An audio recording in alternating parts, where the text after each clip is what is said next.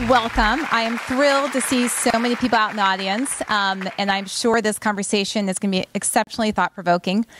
My name is Meg Garlinghouse, and I lead our social impact effort at LinkedIn, and I have the distinct honor of introducing today's speakers. But before I do, I'm going to give a quick context about our speaker series program. The mission is to bring inspiring ideas and innovative thinkers to LinkedIn to help our members and employees be more productive and successful. If you're interested in learning more about past speakers or potentially in suggesting a speaker, you can go to speakers.linkedin.com. And also, exciting news, we now have all these speakers as downloadable podcasts on iTunes. You can go there as well. So now, I know, very cool. Now, turning to the speakers for today. So Bob Putnam, who, by the way, goes by Bob, not Robert, certainly falls in the category of an inspiring and thoughtful speaker, particularly when it comes to issues of civic engagement and social policy. He is a professor at the Kennedy School of Government. He has consulted with presidents, and he's written more than a dozen books. And of course, he's here to talk today about his most recent book, Our Kids, the American Dream in Crisis. This is groundbreaking research looking at a really concerning trend in the growing income and opportunity gap that exists in our country. And this conversation could not be more relevant to the work we do at LinkedIn. As you know, our vision is to create economic opportunity for every member of the global workforce. And the conversation could also not be more relevant to the work we do at Social Impact, on our Social Impact team, because when we think about every member of the global workforce, we are particularly focused on underserved youth and making sure they have that same access. And even more timely is our mentorship campaign, because as it turns out, and what Bob and Reed and I were just talking about, is how extraordinary and impactful a mentor can be in connecting an underserved youth to opportunities and to a network. So I'll tell you more about that at the end of the conversation. But before I ask them to join me up here, also just remind you, if you want to share this conversation with your social networks, we strongly encourage you to do so. Hashtag InSpeaker and at Robert D. Putnam, which is also up there if you forget, and hashtag Our Kids as well. So with that, join me in welcoming Bob Putnam and the person who needs no introduction, the founder of LinkedIn, Reid Hoffman.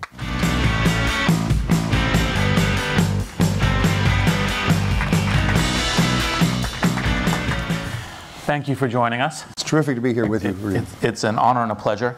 Probably most of these LinkedIn folks don't know that I actually read Bowling Alone when I was starting LinkedIn. It was one of the things I was actually thinking about, which is Bob's former book, or previous of the 14. So let's dig into, I don't know how many people have had a chance to read your book. So why don't we do a kind of a quick précis. It's, newly out. This is part of the awareness of it. Why don't you give your quick précis of what you're the trend that you're trying to illustrate and to bring attention to, the crisis that is in front of us. Well, thanks very much for having me here. It's terrific to be here. I'm looking forward to this conversation both here locally and globally. This new book talks about the implications of the growing income gap that we're all familiar with and the growing economic segregation of our society, which we're a little less familiar with, which means basically rich folks are mostly connecting with other rich folks now, and poor folks are mostly connecting with other poor folks. There's more segregation in our social lives along social class lines than there used to be. But this book asks, what are the implications for kids? And the short answer to that is, in the data, you can see a growing gap between kids coming from affluent backgrounds and kids coming from impoverished backgrounds. By affluent backgrounds, I don't mean just Bill Gates's kids. I mean kids coming from the upper third of American society. Basically, the upper third of American society are parents or kids who have a college degree. If you have a college degree, you're automatically in the top third of American society. And kids coming from that kind of background, from college-educated homes, are doing better and better. That's the up part of the opportunity gap. But kids coming from the lower third of American society, that is, kids coming from high school-educated homes, not the poorest of the poor, but just people who are coming from high school-educated homes, the lower third, on those very same measures, are doing worse and worse. And so The book is filled with a lot of stories about the lives of rich kids and poor kids across America, but it also has a lot of data, because I'm a data freak, and it shows growing gaps, for example, in the amount of time that parents spend reading to their kids. We call that the Goodnight Moon gap. More and more time, Goodnight Moon time for kids coming from affluent homes over the last 30 years. Not so for kids coming from high school educated homes. There's a growing gap in terms of the amount of money that parents can spend on kids for summer camp or piano lessons or whatever. Rapidly rising for kids coming from affluent homes, not rising for kids coming from poor homes. There's a growing gap in terms of the test scores of kids coming from rich homes and poor homes. Remember, by rich, I don't mean, can I see your hands? If you have a college degree, would you raise your hands, please? So when I say rich, I mean you. I'm not talking about, or me, or my grandchildren. Kids from those kinds of homes, their test scores are rising. Over the last 30, 40 years, kids coming from high school educated homes, their test scores are not. That is great research done by Sean Reardon, just up the road here at Stanford. Similar kinds of gaps in the development of soft skills, rising rapidly for kids coming from affluent homes. For example, taking part in extracurricular activities, rising for band or football or chorus or a coding club or whatever, going up for kids coming from affluent backgrounds, going down for kids coming from poor backgrounds. Same thing is true for involvement in community activities like churches, up for rich kids, down for poor kids. And you add all that up, and what it means is that over the last 30 years, it's not just that there's been a gap so that kids coming from affluent homes have more advantages compared to kids coming from poor homes. That gap is growing. And what that means, I'm jumping ahead to the bottom line. What that means is, I don't want to hyperventilate here because maybe it's not yet happened, but we're heading in a direction of a kind of a caste society in which the most important decision you make in terms of your life chances is choosing your parents. And if you choose well and choose college-educated parents, you're dressed for success. But if you're kind of on the day when parents are being, assigned, you say, I don't care, give me whatever you got there, or I'll take that one. And you end up with high school-educated parents, you're on a different trajectory. And that fundamentally violates the core idea of American society, that how well you do in life should depend upon your native skills and talents and your hard work, but shouldn't depend upon what your parents did or didn't do. We're moving in that kind of a very bad direction as a society. So let's talk a little bit about how we get there, because one of the things that we were talking about was how there were so many correlated curves between that were on the upswing in terms of community, political cooperation, right, education, opportunity, that are now all in unity in a downswing. Right. So here's a quick graphic history of the 20th century. If I assume people are comfortable with data here, and so you imagine a graph. We've got a horizontal graph, and the graph is the 20th century. And I want to ask about a series of curves. So what's the curve of income equality over the 20th century? You're probably familiar with this. Income equality at the beginning of the 20th century, that's the Gilded Age, back around 1900. Income equality was low. It rises for most of the 20th century until the early 70s, and then declines, and we're back in another Gilded Age. That, Piketty and the French economists and others have talked about, that's the curve of income equality. The curve of wealth equality looks like that. But now let's turn to a couple of other things. The curve of what I call social capital, that is connecting with your community. The curve of membership in organizations. That graph, comes from a book called Bowling Alone, starts low in 1900, rises to the middle 60s, and then begins to decline, and so it looks like that. Now how about the graph for altruism? That is the fraction of our income that we give to other people. That graph looks like that. And if this is beginning to get a little boring, it's because it's a striking fact that these lines are all coincident with one another. How about the graph of cooperating with your political opponents, that is working across party lines to fix problems? This comes from another literature. This is a political science literature. That graph looks like that. Begins to look pretty amazing, isn't it? How about the graph of marrying people from a different social class? Marrying outside your class. So if you're rich, you have a spouse from a poor family, or vice versa. The degree to which we marry across class lines, and that really reflects the degree to which class lines are permeable. That graph looks like that. There are a series of trends. How about the degree to which the federal income tax is progressive, in which rich people have to pay higher rates than poor people? That graph looks like that. Now, what does that mean? Well, first of all, this passes what is technically known as the interocular trauma test. It hits you between the eyes that there's something going on there. And you might want to know, well, what causes what? An honest answer is, I don't know, but there was something big happened in the 20th century. So for the first 2/3 of the 20th century, by many different measures, America was becoming more egalitarian and more communitarian, right? Paying more attention to other people, working across party and class lines. And then something happened, you know, in the late 60s, early 70s. I don't actually know what, well, I will tell you in a minute. I think I do know what caused it. But if you came into the picture, if you joined the historical caravan of the United States, up in that period, as I happened to, just when I happened to be born. So I graduated from college in 1963, just about the peak of this. I knew what America was like in that period, and it seemed to me like, as you felt, I don't mean I knew the data, but it felt like we were becoming less and less connected.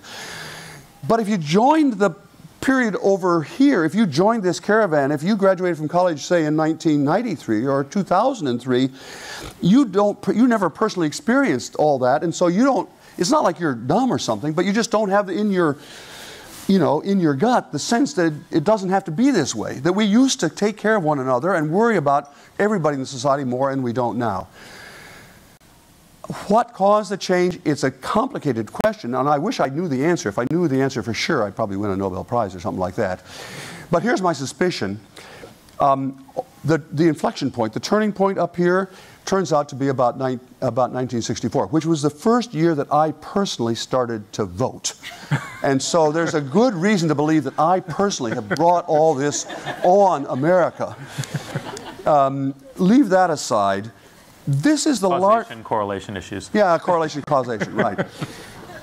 Here's what I really think. I think most of the people in this room, and probably most people watching, are people who've come into the story somewhat late, from my point of view, somewhat late in the story.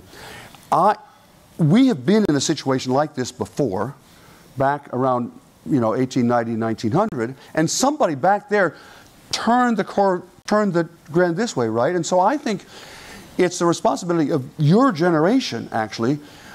I want to be clear, a lot of terrifically good things have happened over the last 50 years. I'm not trying to say everything's been going to hell in a handbasket. Of course not. There's more concern for individual rights. Women for sure have a stronger place in our society. We've begun to break down barriers of race and so on. So I'm not saying everything's going to hell in a handbasket, but I do say we've become, in general, less concerned about people who are on the wrong side of the tracks. And it's your generation's job to begin to turn that around, because if we don't turn that around, we're going to pickle. So we'll come back to kind of public policy and cultural awareness. Since we're here at LinkedIn, we should start with technology and what technology can do with this.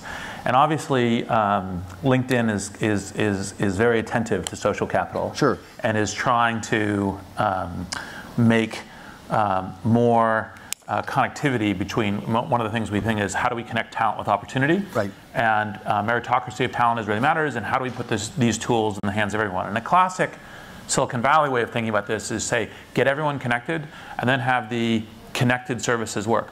What are the things that you think that we should focus on as a company that cares very much about these social issues? As a product, what would be your kind of like, look at X, look at Y, look at Z?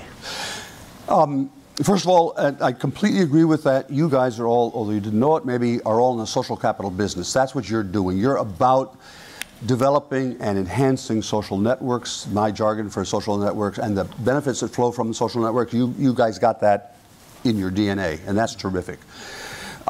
There are different kinds of networks, however, that are good for different things. And it's important to keep in mind that electronic networks, silicon networks, in some respects are better than face-to-face or real networks, but in some respects are just different. So that, for example, there's a lot of good research that shows that the more friends you have, the longer you'll live and the happier you are. And so the measures of life expectancy or happiness, that's this graph. With each additional friend you have, that is small f friend you have, that rises. You're more friends, you'll live longer, you're happier, and so on. Now I want to show you the same graph for capital F friends. You know what I mean now? There's another company here that yes. Is in charge of doing capital F friends. And the graph, the number of, the degree to which your health depends upon the number of Facebook friends you have, is the graph is like that, utterly flat. Getting the sixth real friend actually will increase your life expectancy. Getting the sixth or even the 600th Facebook friend has zero marginal effect on. So I'm not being, I mean, I've been on Facebook. Can I use that term here? Yes, absolutely. I've been on Facebook since the very beginning, actually, because Facebook was invented by a roommate of a person taking my undergraduate seminar at Harvard, and my class was a beta tester. So I've been on Facebook forever. Who was your student? He's not famous. Okay. He was the one that didn't become famous. I know several of the roommates, but not all of them. And in the beginning, the core idea I want to make is this. You need to think of networks as alloys of silicon and face-to-face. That is, different mixes of a network is partly the kind of purely electronic networks that you create and partly face-to-face connections that the Silicon Valley, the silicon network reinforces and extends. But you've got to think about the nature of these alloys. You understand what I mean by alloy? The nature of the mix between face-to-face and electronic networks. And that's relevant to the question about our kids, because as a general rule, it's not that poor kids in America lack physical access to the internet. The so-called digital divide, which means that, which was true maybe 20 years ago, poor kids or minority kids didn't have as much physical access. That's mostly disappeared. But what is still true is that the connections that my grandchildren have, my grandchildren code and they know all about this stuff, and they've got a lot of adults around them helping them, and they know when the adults know when to help and when not to help, and they're great, right?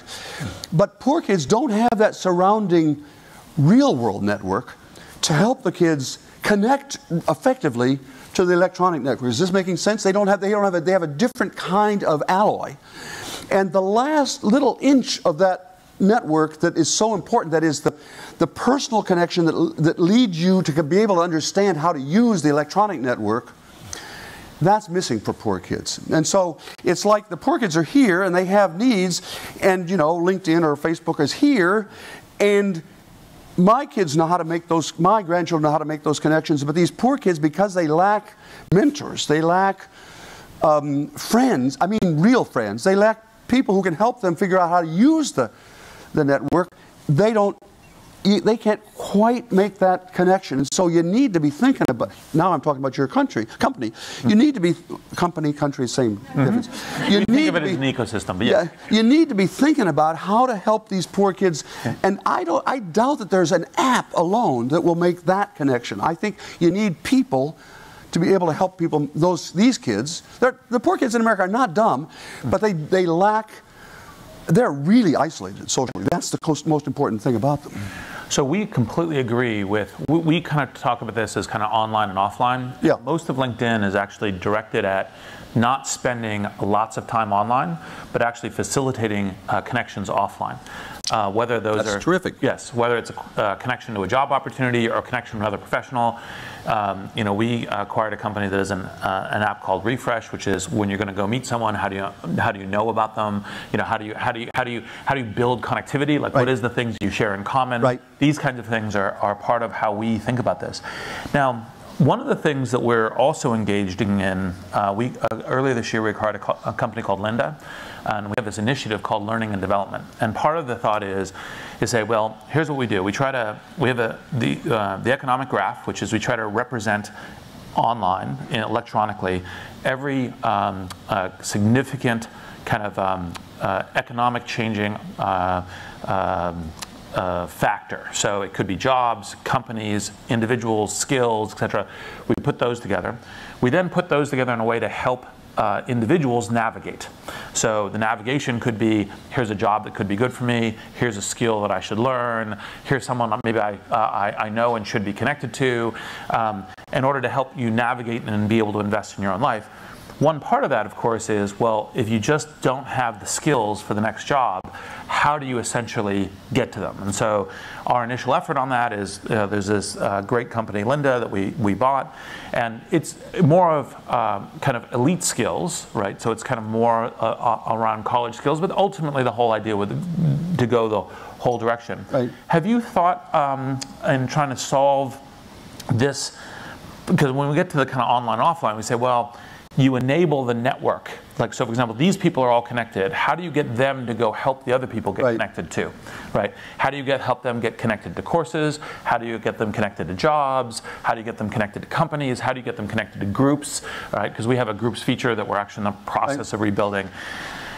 What's the way that you kind of say, if you're kind of going to try to go to the edges of the electronic network and say, look, there's other people who are outside this electronic network, and there's general efforts to try to get them connected, to the internet, but to help them understand this connectivity, what are the kinds of things that you think would be useful? I want to be really careful because I'm really old, and therefore not of the generation that naturally thinks in electronic network terms. And I want to be clear that it could be that there are really terrific ideas that people sitting in this room or taking part online will have that have not occurred to me. I have to say, in exactly my answer to I'll give you my answer to the question, but I'm not saying I know the truth here. I think for the poor kids that I'm talking about, I mean, in the course of doing this research, we talked to lots of rich kids and poor kids all across America. And so we have some sense of what the lives of these poor kids are like. And you just cannot exaggerate how isolated, socially isolated, poor kids in America are today. And there's no simple way to convey that to you, except if you ask poor kids, do you trust other people? Essentially, almost no poor kid trusts anybody. Anybody. And that's not because they're suffering from adolescent paranoia. It's because in their lives, they actually can't trust people. And that means they have this kind of really hard shield. They've learned that in order to survive in the world, they can't, as one of the people we talked to said, baby, I mean your own family. Don't trust anybody. One of the young people we talked to, who's on Facebook actually, posted a couple of months ago, love hurts, trust kills. Trust kills. Think what it means to grow up in a world in which you cannot trust anybody. Now, in that kind of a world, these kids, they know that there's a world out there beyond them, but they have no idea how to get to, and they don't have any idea how to navigate to that world. And therefore, and this is where maybe I'm just of the wrong generation, I do think there's an important role for navigators, that is, human people as navigators at the edges, to help these kids, first of all, to win their trust. Remember, they've been taught by life not to trust anybody. So you have to, and that, you can't win that overnight. I mean, I know that you've got a great mentorship program here, and that's terrific, really wonderful. But a mentorship program can't be just dropping by once every month to say, how's your life going? You've got to work to build trust, because these kids have defense mechanisms against other people. And secondly, then, you've got to figure out, how can I help this kid, Mary Sue, a poor kid in my hometown, Port Clinton, Ohio. How can I help her begin to understand that in the electronic network world, there are things that could help her my guess is that there's got to be some core of navigators to help people do that. I mean, I'm borrowing that term from a different setting. A person who's very close to me at the moment is fighting cancer. She's a wonderful human being. She's not college educated. She's not well trained. She wants to take control of her life and take control of her treatment and so on. But she doesn't know from oncology or any of that stuff. It turns out that in her medical center, there are now, in medical centers across America, there are now navigators, that's what they're called, to help cancer patients navigate the complexities of this world that they're now in. How do you make choices? Is this a risky or non-risky procedure and so on? They're not advising the person what to do, that's the doctor's job, but they're helping the person figure out, how do I navigate this really complex world that I don't understand? And that's what I'm talking about. I think navigators are important at that edge. Excellent. So in your last chapter, you sketch kind of an intelligent social scientist's landscape of possible things that could be remedies to this, directionally, potentially impending, additional social catastrophe. Right. Which are the ones you would want to highlight? So, there's things for the family, there's things for I'm blocking the term now, but the goodnight moon. Yeah, right.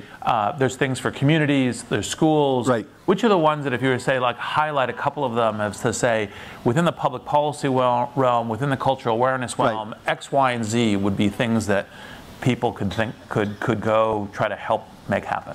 So I'll answer the question directly, but then I want to step back a little bit from the specific question.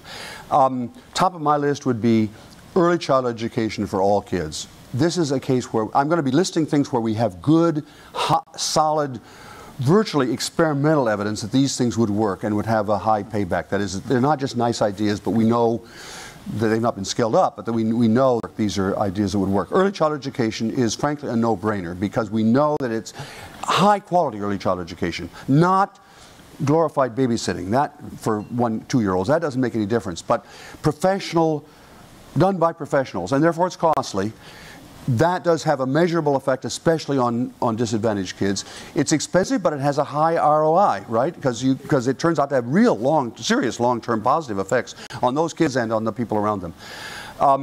Secondly, maybe I should have said this first, ending the long wage stagnation for poor parents, and that's what's, the upstream here is that the working class in America has not had a raise for 30 or 40 years.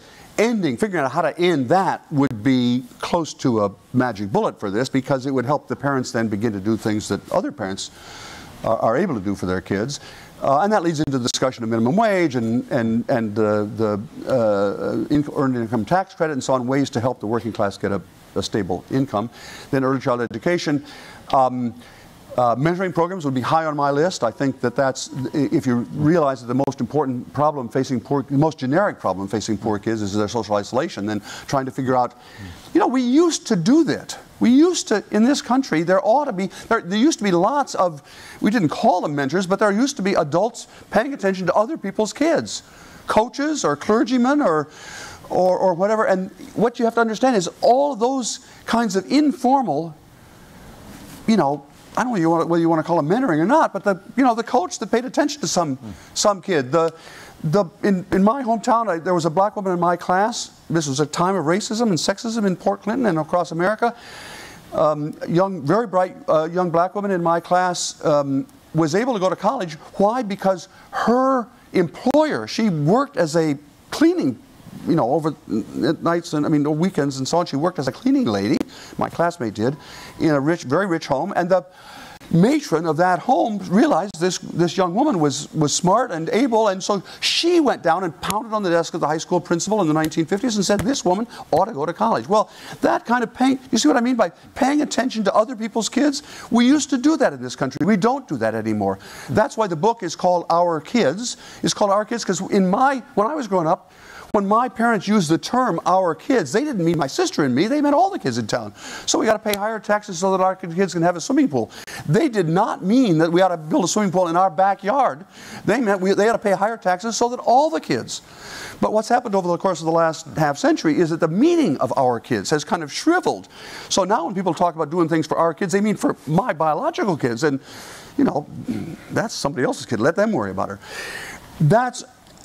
Sounds like I'm evading the question, but the reason I'm saying this is I think this is not a case in which the real problem, the real constraint is the policy wonkery. I think there are things we know that we could do that would work. The real problem is getting all of us to see these are our kids too. We will live in a poorer society if we don't help. My grandchildren will not be better off. They'll be worse off if we don't begin to invest more in poor kids, because it's you know, having a lot of poor kids in your society is really costly. And I'm not talking about welfare at all. I'm talking about, do you realize that most really smart poor kids, I mean, they're high test scoring poor kids.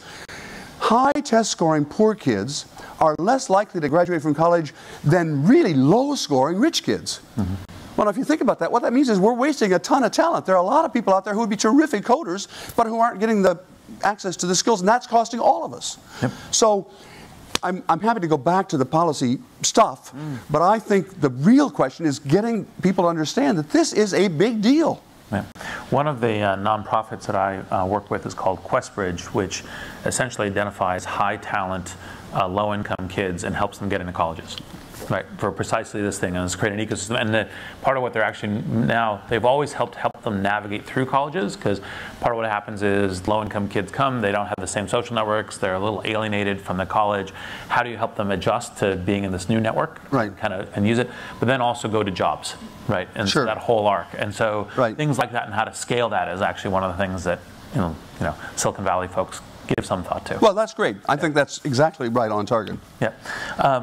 So I'm going to ask a couple more questions, and then we're going to move to questions from the floor. Although I have enough that if there's no questions from the floor, I'll just keep going. One of the things that let's do this one. So the Goodnight Moon. Part of the thing is, would one particular focus be how do you essentially have whether it's kind of like a broader vision of our kids, adopting other kids. When I was reading that in the book, one of the things I actually thought about was is almost like a kind of an iPhone app that is kind of an inter-pledge. Like I pledge that I'm going to go help once a week to go help a kid have the extra 45 minutes of time and attention, reading, discussion, emotional commitment, and presence. Because that's kind of a Silicon Valley, Is there an app for that? Right, sure. But are there any particular programs that you've seen about those kinds of pledging or commitments or social things that you think, put some water on? Well, that particular app actually has been invented and is being used. I mean, it's kind of a reminder app. You send a note to parents saying, remember to read to your children. For the kids I'm worried about, remember, we're talking about parents who are finding it really hard to survive every day. I'm a Harvard professor. Harvard professors specialize in name dropping. I'm now about to persuade you that I'm a legitimate Harvard professor. So a couple of years ago, I was at the White House talking with the president and his wife about this problem. Did that do it? Does that count as a? Yeah. Yep. This was not. I actually have talked to this president about that, but this was his predecessor. And I told George W. Bush about my scissors graphs, and to my surprise, he got very interested in my scissors graphs and kept me there for half an hour, which in presidential time is a ton of time. And he said, what's causing it? And he said, how much of this is due to differences in family structure, single parent, two parent? That was the right first question. That's probably about a third of it. He said, what else is going on? And I was stumbling along a little bit. I was trying to figure out how to tell this conservative Republican president that I thought part of the problem was the income gap, and we needed to have higher taxes on rich folks to pay for poor folks, but I couldn't. I was being inarticulate, as you can say. I'm often inarticulate. And suddenly his wife interrupted me. And this is Laura Bush. And she turned to her husband and said, George, just think about it. If you don't know how long you're going to keep your job, and you don't know how long you're going to keep your house, you just have less energy to invest in the kids. Bingo. In my research group, we call that the Laura Bush hypothesis. and she's right. It's a big part of the story. Now you imagine, what I'm trying to do is get you to see, put yourself in the position of a really harried single mom who's working hard, but she's not sure whether she's going to be able to keep the house and the job, and she's got to get all the way across town and so on. And then in her iPhone bings this little reminder saying, be sure to read Goodnight Moon to your child tonight. Well, I'm not sure whether that fully addresses the problem we're talking about here. I don't mean to be dismissive of that app, but a reminder to do something good like read to your kids works more if you're kind of able to control your life, so you can say, oh yeah, I've got to remember to get home, half an hour early tonight so I can do that. It is true that there are programs, and I'm not backing out of my policy wonkery bit, there are proven programs, but they require home visits by pediatricians or pediatric nurses or social workers to go to poor homes and help, they're almost always poor moms, figure out how to manage their lives in such a way and to explain to them why it's important to read to your kids. It's not just as a nice thing to do, it's that the reading, reading to kids makes a huge difference to the physiological development of their brains. We now know that reading to your children actually does affect the wiring of the brain. So if you don't read to your kids, they're suffering from a deficit. And so my kids got lots of Goodnight Moon time. This Goodnight Moon time is not a joke. We're talking serious business here. These home visitors are able to explain to the poor moms why that should be a priority in their lives. We know they work. We know that these home visits lead to the kids in those homes doing better in life. So it sounds like I'm being dismissive of apps. I'm not, but it goes back again to the thing you need somebody to stand between the app. I don't mean sealing off the app. I mean the app is nice for the person who knows what it means, but you need somebody else in there in these poor families. Social connectivity, leading to social capital. So 2 more questions, and then there are microphones here. First one is, I've always kind of had the thought that it would at least be an incremental help, and you're the exact right kind of world expert to ask this question of, if we move to a 12-month school year. Yeah. Right, because it seems that the summer and what you can do in the summer, extracurriculars and so forth. Do you have a point of view on that? Yeah, I absolutely agree with that. Look, let me say just a word about extracurriculars, because that sounds like I use all these examples like Goodnight Moon time and so on, and I'm using a homely language because I'm trying to avoid the jargon, but extracurricular activities looks just like that. Extracurricular activities, you know what I mean, looks like that is they're going up, taking part in band and chorus and football and soccer and all that sort of stuff is going up for rich kids and down for poor kids.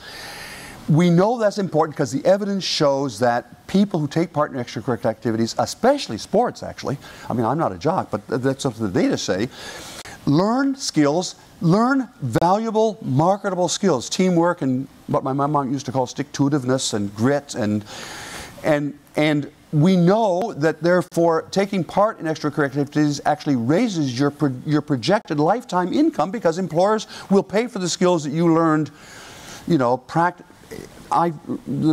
taxpayers of Port Clinton paid for my trombone and my 5 years of trombone lessons, and I was a lousy trombonist, but on the way there I learned that you have to work really hard for a long time, and finally there's a payoff.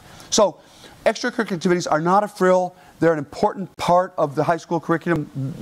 For most of the 20th century, everybody, just by being a kid in school, got a chance to take part in those activities. You didn't have to pay for them, but beginning about 25 years ago, we started charging kids pay to play. And that had the inevitable effect of meaning poor kids stopped doing it because on average across America, take part in one extracurricular activity for 1 year costs the kid or his parents $900. So if you've got 2 kids, that's $1,800. If your annual income is, $200,000, that's rounding error. But if your annual income is $18,000, who's going to pay? Who in their right mind is going to pay 10% of their total family income to take part in extracurricular activities? Answer, nobody or almost nobody. I get so upset about this because we are doing that. Our school boards in response to our initiatives, have begun charging people for crucial elements that for most of the 20th century we thought was just everybody ought to have the right to that. That's some parts of this problem, you know, are being caused by big tectonic forces, but this we did. And so that's an example of how what looks like silly little things like taking part in sports actually can, we know that that makes a big difference, and we could reverse that. I mean, just go to your school board and say, cut it out.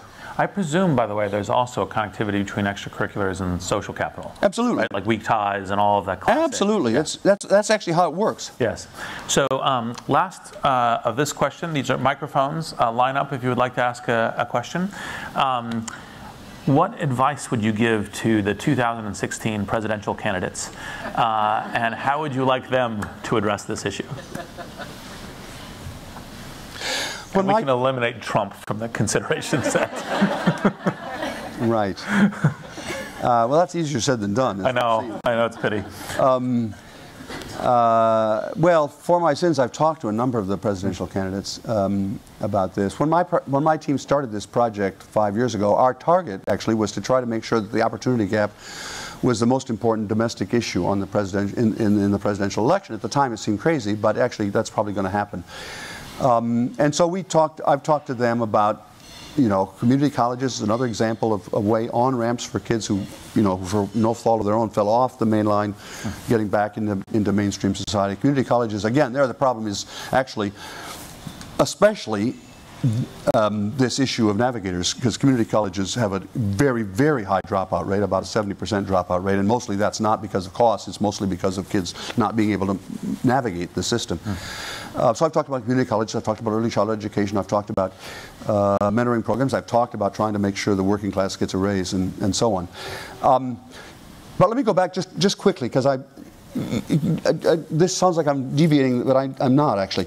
You remember my charts like this, and remember I talked about what happened. There must have been something that happened back at the beginning of the 20th century that caused the rise, and we know something about that. It was a period very much like ours, actually. 1890 to 1910 was a period very much like ours. Big gap between rich and poor, high rates of immigration, very high rates of political corruption and political alienation.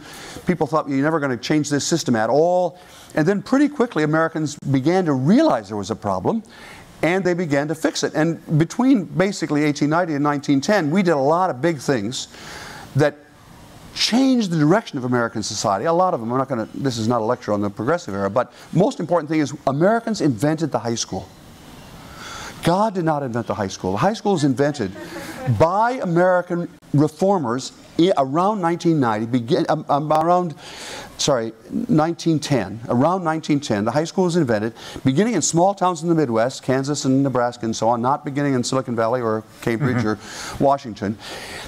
And where the sale was this: you had to say to the rich folks in town whose kids had already gotten a privately funded high school education, secondary education, you guys should pay more taxes so that all the kids in town can get a free secondary education.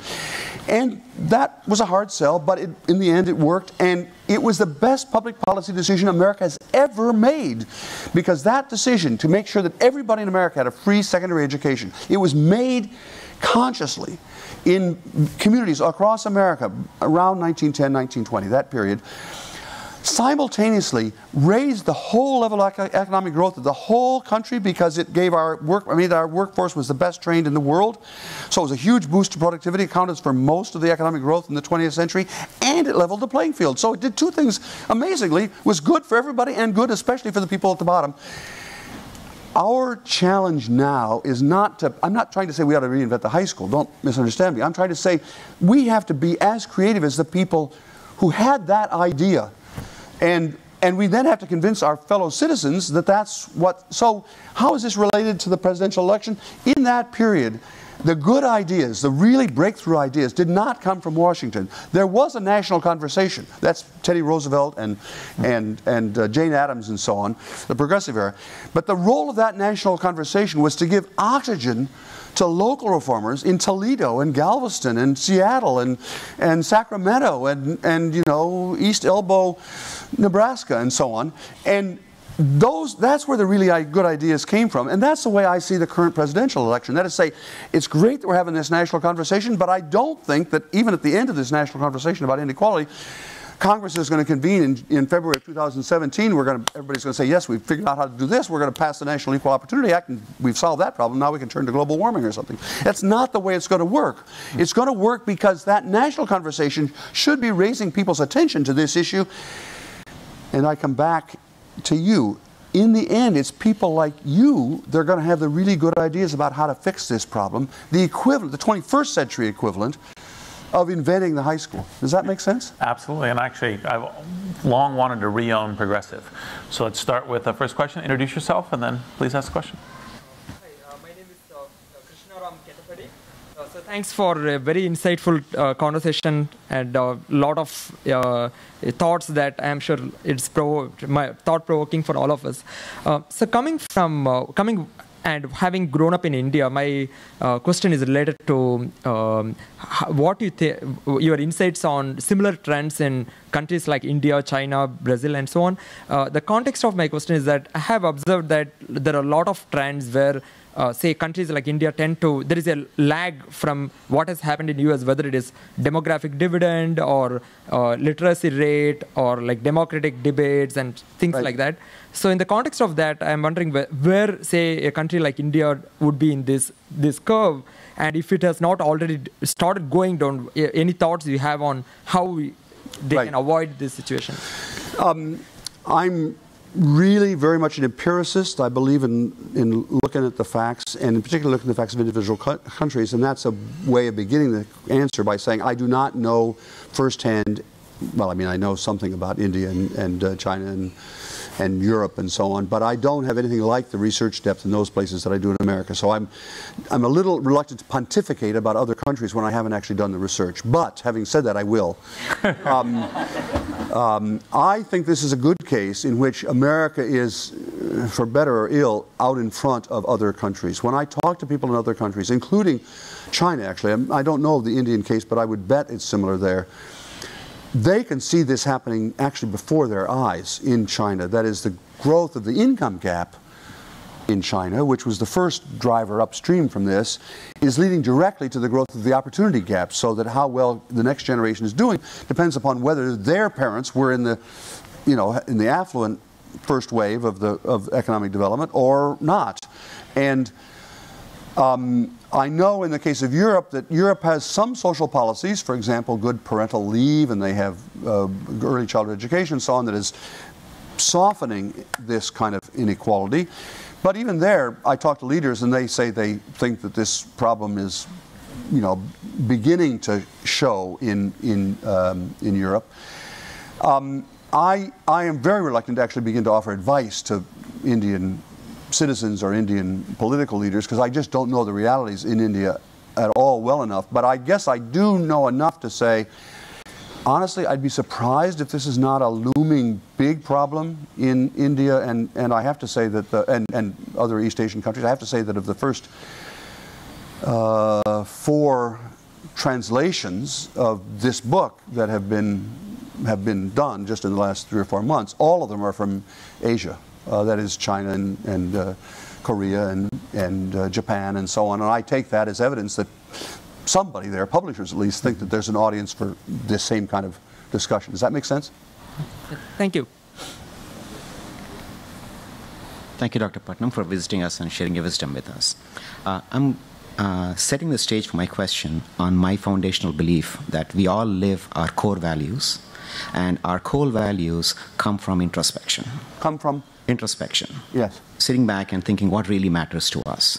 Is it possible that, when you talk about the split curve, is it possible that with the mass media explosion starting in the 1960s, that we've been spending more time, and the curve of guided introspection is going up, where we're limiting ourselves to introspection along certain lines, and that's going up, whereas organic introspection, which is really not influenced by someone else, but what is your own core value, is going down, and that has something to do with the lack of engagement that we're seeing since the 60s. Well, since I don't claim to know for sure what the cultural origins of this change are. I can't rule that out. I have actually a somewhat different take than you on where our core values come from, and my evidence is not any stronger than your evidence, so I'm not claiming I'm right. But I think a lot of our core values come from talking to other people, from exchanging ideas with other people, and I think that I'm trying to be to engage with your argument. I think that beginning in the 1960s and going on, we've had an extreme emphasis in this country on individualism and on consulting your own, each of us consulting his or her own values and interests, and have basically paid less attention to other people. I mean, I'm making that sound a little harsh, but that's really what I believe.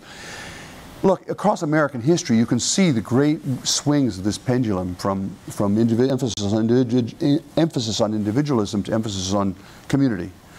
And when we're in a period of emphasis on individualism, we think of the image of the frontier as the lone, John Wayne riding across the frontier. When the emphasis on community, we think actually that the image of the frontier, the pioneers were the wagon train, the collectively settling this place. In my lifetime, we've moved from probably a very high emphasis on community and egalitarianism, that's above the peak there. The pendulum has swung way over. I doubt if we've ever been in as individualistic a period in American history. And that's probably a lot of there's a lot of libertarianism in this valley, I know that, and that is a political reflection of this emphasis on, individualism. And I'm not saying, maybe there are certainly advantages of emphasis on individualism, but I do think that we've swung so far in that direction that we're now beginning to pay a serious price for not paying so much attention to other people's interests and values, and our own long-run interests will be harmed if we just completely ignore these poor kids. That's the argument I'm trying to make. For entertainment, in the book Startup Review, which I wrote, I emphasized how you have to have both the I and the we. Yeah, exactly. That's right. So, thank you so much for coming today. I'm just going to address some questions from the stream. What is your recommendation for real-world efforts for those who may come from a lower socioeconomic class to make up for the significant deficits they experience as they enter their 30s and 40s? Well, if I were giving advice to them, I would emphasize education. Most of my including adult education, but most of my argument is aimed at the rest of us, actually, because I think the rest of us have real obligations, or put it a different way, the rest of us have real opportunities to help those people. For example, take community colleges. Community colleges are a great way to try to get yourself back onto the mainstream and moving forward. But America's community colleges, the real problem in America's community colleges today is actually not the high cost. There are other issues about cost in other parts of the education system. Community colleges actually, from the point of view of the individual, are not that expensive. The prices are rising because we've stopped contributing as much to community colleges from the state budgets or from the federal budget. But the main problem is that these community colleges are opaque to kids coming from poor backgrounds, and therefore I think we ought to be investing. I can think of lots of reforms, and some of them are listed in the book, that would make community colleges more legible. Does that make sense? I mean, more easy to understand. Here's the 3 things you have to do in order to get your degree in, to get a certificate in nursing or in coding or whatever. I think it's easy. My problem with trying to answer the question in the terms of the question, that is, what advice would I give to actually a poor person with a lot of these deficits, is I'm so conscious of what the rest of us owe to that person that I can't quite put myself in the position of saying, oh, pull up your socks, kid. Here's what you ought to do to pull up your socks.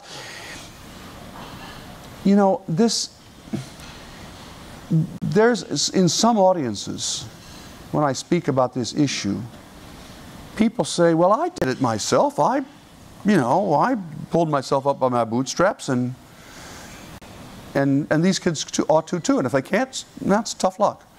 And I think that displays an intense ignorance about how much all of us were actually helped by other people, including especially me, but all of us were helped by other people. So I'm sorry I'm fighting the question a little bit, because I think actually the real question is, what can the rest of us do to help these young people you're talking about? Yeah. And, you know, agreed. Actually, usually that classic libertarian view displays an intense lack of compassion. But to amplify it, it's you know, figure out how to build your social capital, build your networks. Yeah. That's not just at LinkedIn. Intern and volunteer on things. You know, figure out what kind. There's a whole bunch of resources online, some free courseware. Those kind of things are places to potentially start. That's great. Thank you. I should have thought, first of all, the answer is join LinkedIn. No. That's what we're trying to help. I know. Hey, thanks so much for coming today. My name is Sunil. My question was, who's getting it right? Are there cities, communities, states within the U.S. that are actually working like significantly towards combating some of the issues that you talk about in the book? Yeah, there are, and there are places we know where there's actually been some terrific work on where in America there's high equality and high opportunity for upward mobility. This is an area actually in which there's relatively high opportunity for upward mobility. So if you're in this area, you may not realize how bad the problem is nationally, because you happen to be in a little hot spot here of opportunity. I live in a hot spot of opportunity too, partly because Boston, Massachusetts invests a lot in education. We have a really terrific education system.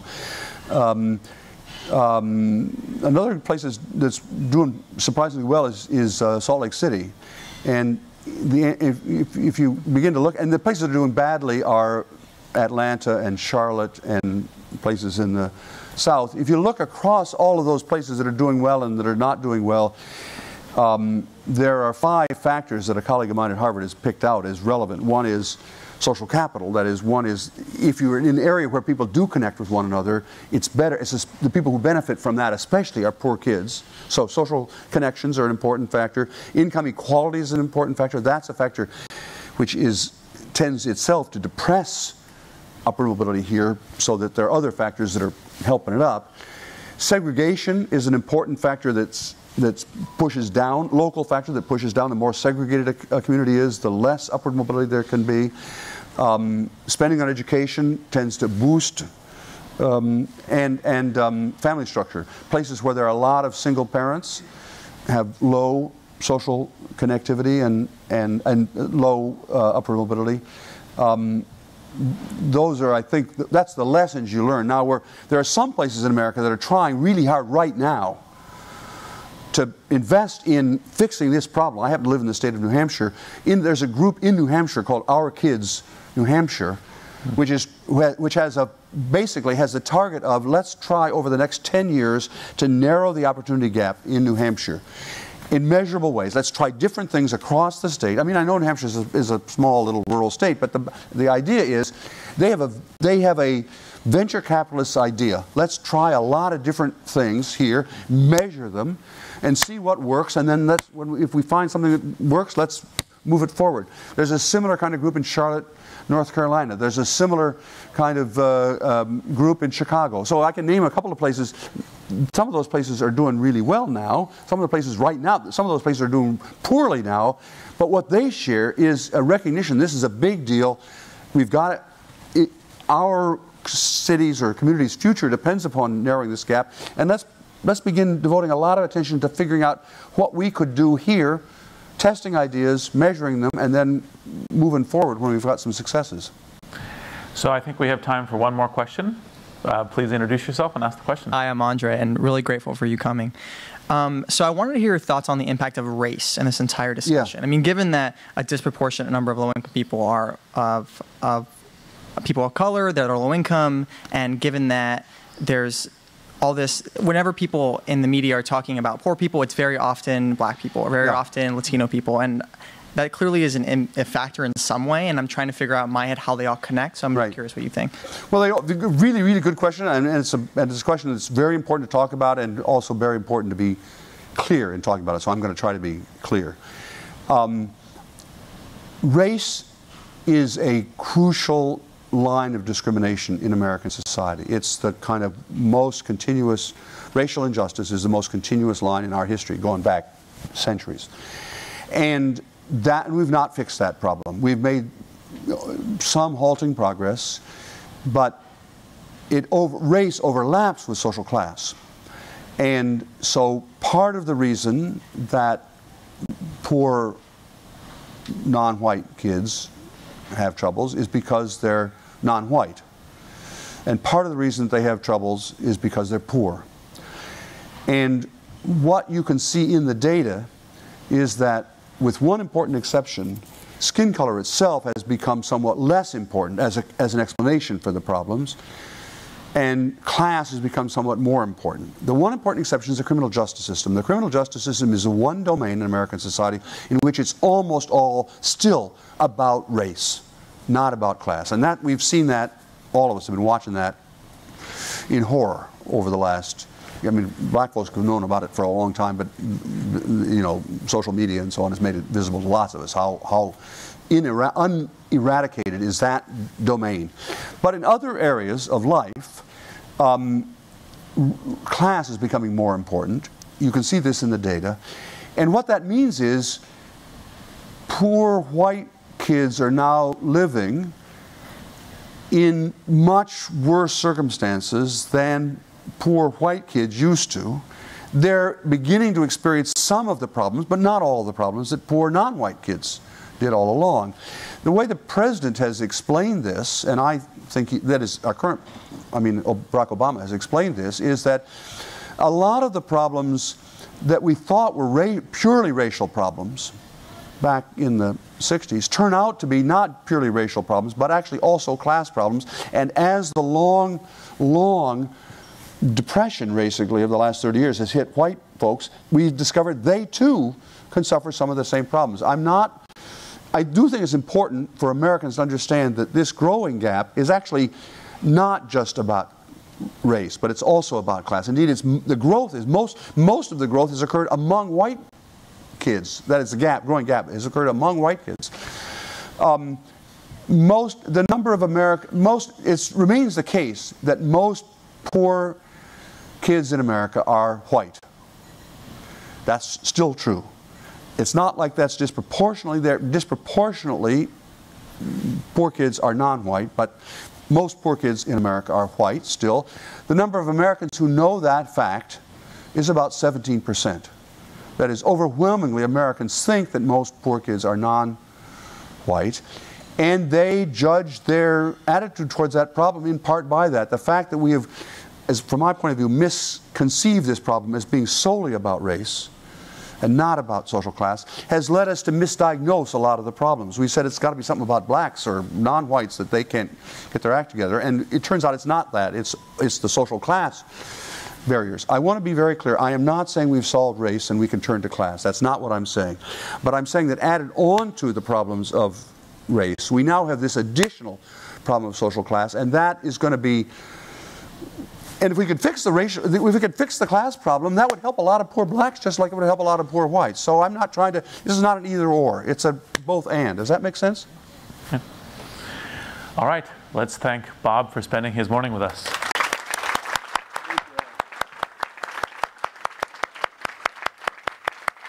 And Reed for doing an exceptional job with the conversation with Bob.